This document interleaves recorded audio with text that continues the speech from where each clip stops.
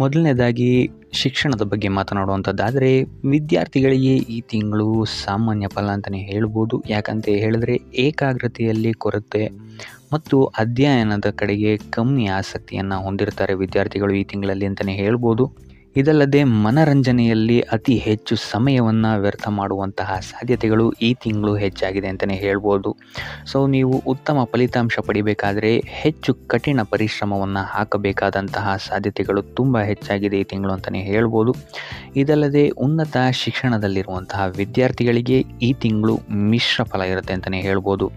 ಇನ್ನು ನೀವೇನಾದರೂ ಸ್ಪರ್ಧಾತ್ಮಕ ಪರೀಕ್ಷೆಗಳಲ್ಲೇನಾದ್ರು ಬರೀತಿದ್ದೀರಾ ಅಂತ ಹೇಳಿದ್ರು ಸಹಿತ ನಿಮಗೆ ಈ ತಿಂಗಳು ನೀವು ಅಪೇಕ್ಷೆ ಪಟ್ಟಂತಹ ಫಲಿತಾಂಶವನ್ನು ಪಡೆಯಲಿಕ್ಕೆ ಹೆಚ್ಚು ಪರಿಶ್ರಮದ ಅವಶ್ಯಕತೆ ಬೀಳಬಹುದು. ಸೊ ವಿದ್ಯಾರ್ಥಿಗಳಿಗೆ ಟೋಟಲ್ ಆಗಿ ಹೇಳುವಂಥದ್ದಾದರೆ ಈ ತಿಂಗಳು ಮಿಶ್ರ ಫಲ ಅಂತಲೇ ಹೇಳ್ಬೋದು. ಇನ್ನು ಕುಟುಂಬ ವಿಚಾರಕ್ಕೆ ಬರುವಂಥದ್ದಾದರೆ ಕುಟುಂಬ ವಿಚಾರದಲ್ಲಿ ಉತ್ತಮವಾದಂತಹ ಫಲವನ್ನು ನೀವು ಈ ತಿಂಗಳು ನೋಡ್ತೀರಾ ಅಂತಲೇ ಹೇಳ್ಬೋದು. ಸೊ ನಿಮ್ಮ ಕುಟುಂಬದವರಿಂದ ಉತ್ತಮವಾದಂತಹ ಬೆಂಬಲ ನಿಮ್ಮ ಪ್ರತಿಯೊಂದು ಕಾರ್ಯದಲ್ಲೂ ಸಿಗತ್ತೆ ಅಂತಲೇ ಹೇಳ್ಬೋದು. ಇದಲ್ಲದೆ ನಿಮ್ಮ ಮನೆಯಲ್ಲಿ ಶುಭ ಕಾರ್ಯಗಳು ನಡೆಯುವಂತಹ ಸಾಧ್ಯತೆಯು ಸಹಿತ ಈ ತಿಂಗಳು ಹೆಚ್ಚಾಗಿದೆ ಅಂತಲೇ ಹೇಳ್ಬೋದು. ಇನ್ನು ಮದುವೆಗೆ ಏನಾದ್ರು ನೀವು ನೋಡ್ತಾ ಇದ್ದೀರಾ ಅಂತ ಹೇಳಿದ್ರು ಸಹಿತ ಈ ತಿಂಗಳು ನಿಮಗೆ ಸಕಾರಾತ್ಮಕವಾದಂತಹ ಫಲಿತಾಂಶಗಳೇ ಹೆಚ್ಚಾಗಿ ಸಿಗುತ್ತೆ ಅಂತಲೇ ಹೇಳ್ಬೋದು. ಇನ್ನು ಈ ತಿಂಗಳು ಸಂತಾನ ಯೋಗವು ಸಹಿತ ಇದೆ ಅಂತಲೇ ಹೇಳ್ಬೋದು. ಸೊ ಕುಟುಂಬ ವಿಚಾರದಲ್ಲಿ ಯಾವುದೇ ರೀತಿಯಾದಂತಹ ದೊಡ್ಡ ಸಮಸ್ಯೆಗಳು ನಿಮಗೆ ಈ ತಿಂಗಳು ಕಾಣಕ್ಕೆ ಸಿಗಲ್ಲ ಅಂತಲೇ ಹೇಳ್ಬೋದು. ಆದರೆ 3ನೇ ವಾರದ ನಂತರ ನಿಮ್ಮ ಸಂಗಾತಿಯೊಂದಿಗೆ ಸ್ವಲ್ಪ ಮನಸ್ತಾಪಗಳು ಉಂಟಾಗಬಹುದು. ಆದರೆ ಇದು ದಿನ ಕಳೆದಂತೆ ಸರಿ ಹೋಗುತ್ತೆ ಅಂತಲೇ ಹೇಳ್ಬೋದು. ಇನ್ನು ಇದಲ್ಲದೆ ನಿಮ್ಮ ಕುಟುಂಬದವರ ಜೊತೆ ಈ ತಿಂಗಳು ಕುಲದೇವರ ಸನ್ನಿಧಿಗೆ ಅಥವಾ ಧರ್ಮ ಕಾರ್ಯಗಳಲ್ಲಿ ನೀವು ಹೆಚ್ಚು ಪಾಲ್ಗೊಳ್ತೀರಾ ಅಂತಲೇ ಹೇಳ್ಬೋದು.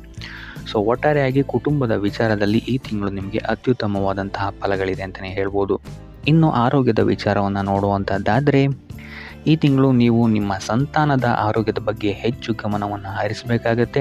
2ನೇ ವಾರದ ನಂತರ ಈ ಸಮಸ್ಯೆಗಳು ಹೆಚ್ಚಾಗ್ಬೋದು ಅಂತಲೇ ಹೇಳ್ಬೋದು. ಸೊ ಅವರ ಆರೋಗ್ಯದ ಬಗ್ಗೆ ಹೆಚ್ಚು ಗಮನವನ್ನು ವಹಿಸಿ ಅವರು ತಿಂತಾ ಇರುವಂತಹ ಆಹಾರದ ಬಗ್ಗೆಯೂ ಅಷ್ಟೇ ಹೆಚ್ಚು ಗಮನವನ್ನು ವಹಿಸುವಂಥದ್ದು ಉತ್ತಮವಾಗಿರುತ್ತೆ.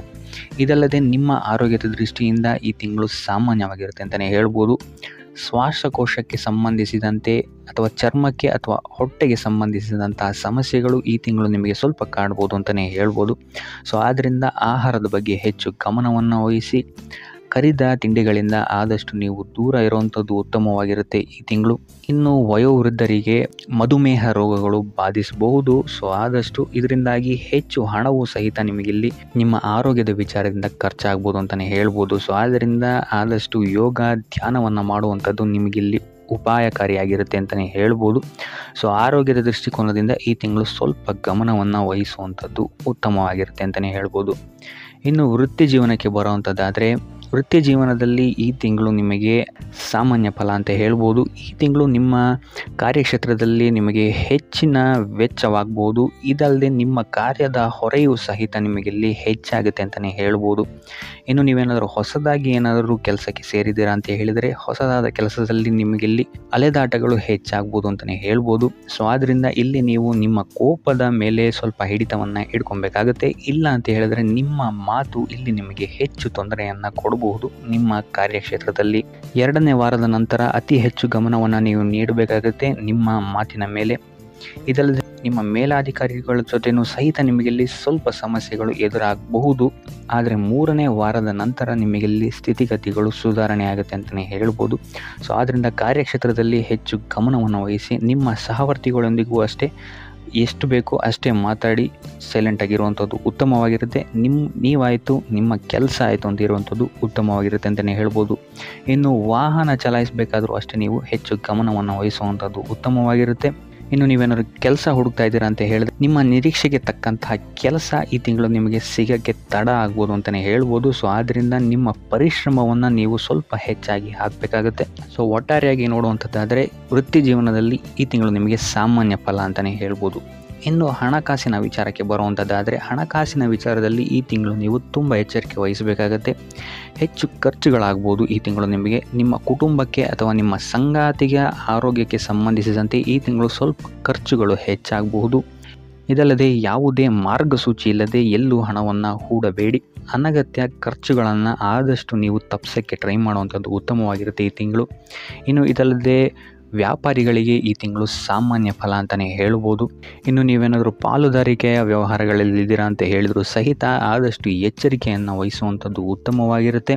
ಆದರೆ 3ನೇ ವಾರದ ನಂತರ ನಿಮ್ಮ ವ್ಯಾಪಾರದ ದೃಷ್ಟಿಕೋನದಿಂದ ಇಲ್ಲಿ ಸ್ಥಿತಿಗತಿಗಳು ಸುಧಾರಣೆಯಾಗುತ್ತೆ ಅಂತಲೇ ಹೇಳ್ಬೋದು. ಇನ್ನು ನೀವು ಯಾರಿಗಾರು ಸಾಲ ನೀಡಬೇಕು ಅಂತ ಇದ್ದರೆ ಆದಷ್ಟು ಎಚ್ಚರಿಕೆಯಿಂದ ಇರುವಂಥದ್ದು ಉತ್ತಮವಾಗಿರುತ್ತೆ. ಯಾಕಂತಹ ಕೊಟ್ಟಂತಹ ಸಾಲ ಮತ್ತೆ ಹಿಂತಿರುಗಿ ಬರುವಂಥದ್ದು ಕಷ್ಟ ಆಗಬಹುದು. ಸೊ ಆದ್ದರಿಂದ ಪ್ರತಿಯೊಂದನ್ನು ವಿಚಾರಿಸಿ ನೀವು ಸಾಲ ಕೊಡುವಂಥದ್ದು ಉತ್ತಮವಾಗಿರುತ್ತೆ. ಆದರೆ ಈ ಹಿಂದೆ ನೀವು ನೀಡಿರುವಂತಹ ಸಾಲಗಳು ನಿಮಗೆ ಈ ತಿಂಗಳು ಹಿಂತಿರುಗಿ ಬರಬಹುದು. ಇದೊಂದು ವಿಚಾರದಲ್ಲಿ ಇಲ್ಲಿ ನಿಮಗೆ ಉತ್ತಮವಾಗಿದೆ ಅಂತ ಹೇಳ್ಬೋದು. ಸೊ ಒಟ್ಟಾರೆಯಾಗಿ ನಿಮ್ಮ ಆರ್ಥಿಕ ಪರಿಸ್ಥಿತಿಯ ದೃಷ್ಟಿಕೋನದಿಂದ ಈ ತಿಂಗಳು ನಿಮಗೆ ಸಾಮಾನ್ಯ ಫಲ ಅಂತಲೇ ಹೇಳ್ಬೋದು. ಇನ್ನು ಉಪಾಯ ವಿಚಾರಕ್ಕೆ ಬರುವಂಥದ್ದಾದರೆ ಶಿವನ ಆರಾಧನೆಯನ್ನು ಮಾಡುವಂಥದ್ದು ಅಥವಾ ಶನಿವಾರದಂದು ಶನೀಶ್ವರನ ದೇವಾಲಯಕ್ಕೆ ಹೋಗಿ ಎಳ್ಳು ಬತ್ತಿಯನ್ನು ಹಚ್ಚುವಂಥದ್ದು ನಿಮಗಿಲ್ಲಿ ನಿಮ್ಮ ವೃತ್ತಿ ಕ್ಷೇತ್ರದಲ್ಲಿ ಮತ್ತು ವ್ಯಾಪಾರ ಕ್ಷೇತ್ರದಲ್ಲಿ ಅಥವಾ ಹಣಕಾಸಿನ ವಿಚಾರದಲ್ಲಿ ಆಗ್ತಾ ಇರುವಂತಹ ತೊಂದರೆಗಳಿಂದ ನೀವಿಲ್ಲಿ ಆಚೆ ಬರೋಕ್ಕೆ ಸಹಾಯ ಆಗುತ್ತೆ ಅಂತ ಹೇಳ್ಬೋದು. ಸೊ ಇದಾಗಿತ್ತು ಈ ತಿಂಗಳ ನಿಮ್ಮ ರಾಶಿ ಭವಿಷ್ಯ.